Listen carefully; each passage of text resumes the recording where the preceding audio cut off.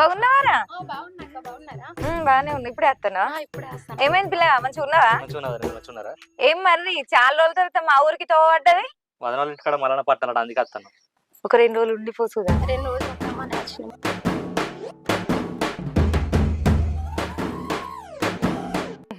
వీళ్ళు 2 రోజులు ఉంటా అని వస్తానట. 2 రోజులు కాదు కదా, 2 నిమిషాలు కూడా ఉండని. మల్లన్న పట్నాలకు వస్తానరా, మల్లన్న పట్నాలకు.